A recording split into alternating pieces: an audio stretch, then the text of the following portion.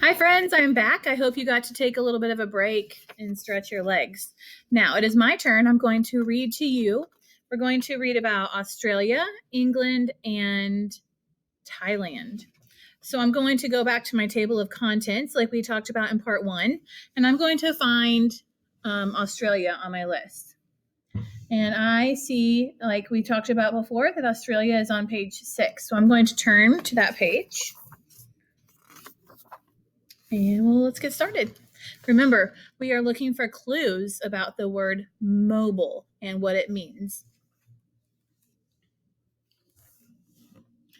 In Australia, there are more than 5,000 libraries. About 72 of those libraries are on wheels. Some mobile libraries cover the Gold Coast, a strip of beaches in the state of Queensland that runs north from the border with New South Wales toward Brisbane, the state capital. Huge trucks and trailers carry thousands of books to children who cannot go to to a library in a city. Travis, a librarian, travels on one of the trucks. He stops at schools to talk about books and to tell stories. Some stories leave children with something to think about, said Travis.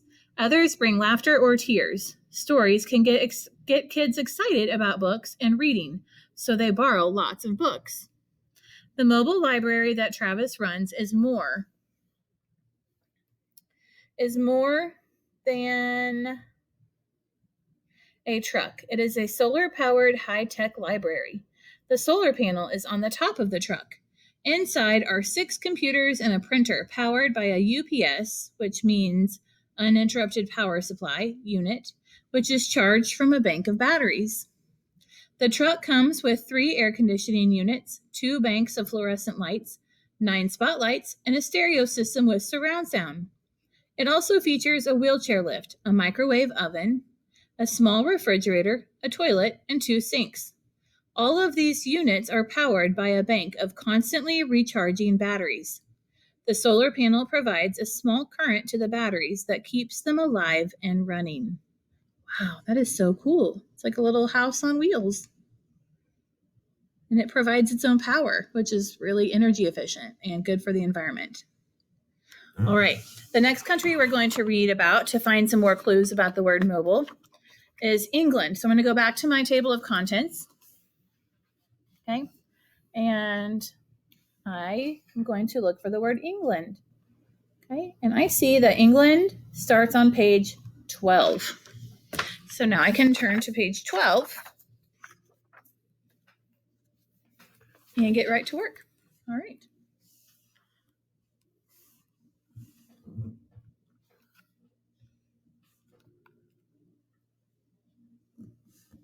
You guys see that okay? All right.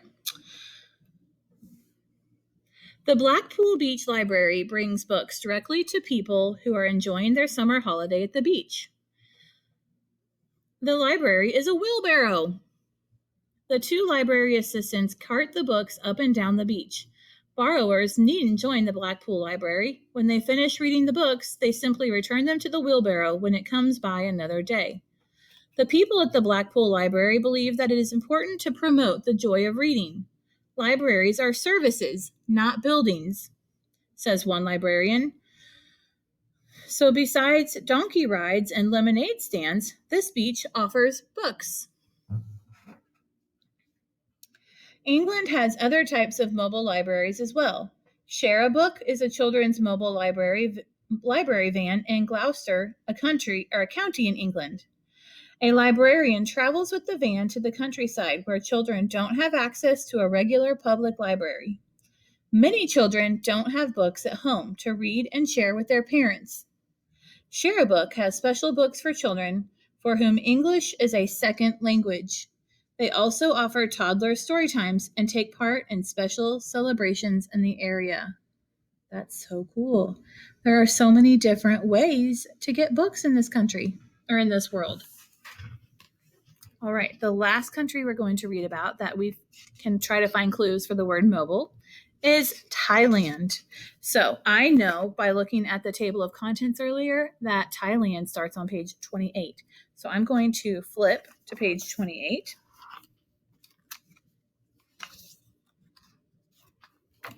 And let's start reading. Ooh, I think we're going to read about some elephants.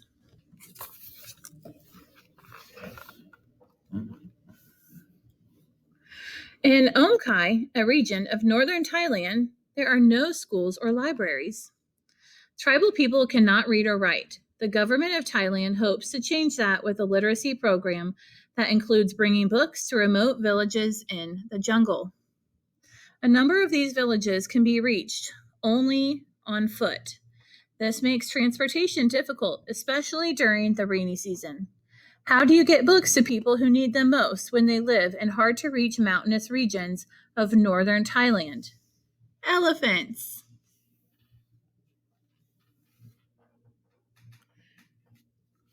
Excuse me, I had an itch. Needed both hands. Okay.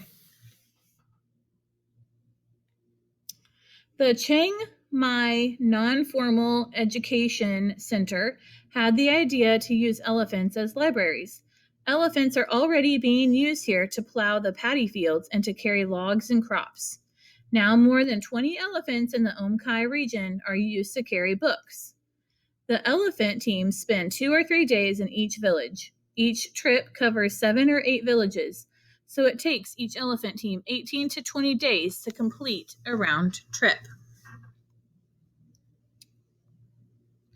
The Books by Elephant delivery program serves 37 villages, providing education for almost 2,000 people in the Omkai region.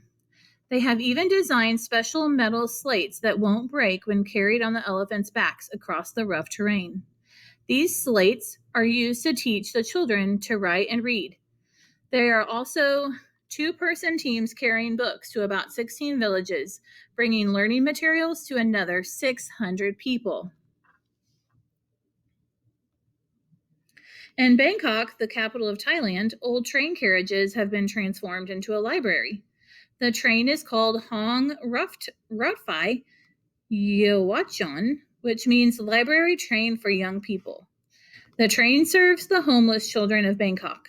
The Railway Police Division in Bangkok realized there was a need for a safe place for street children, so they refurbished the old train carriages at the railway station, where many of the kids were hanging out. The police restored the trains to their old glory, complete with wood paneling and shining copper light fixtures. They turned the railway cars into a library and a classroom. Here, the children learned to read and write. The police have even transformed the area around the train into a garden where they grow herbs and vegetables. Very cool. All right, friends, thank you for reading with me. I hope you heard a lot of clues that are going to help you answer your question with Miss Spears about the word mobile.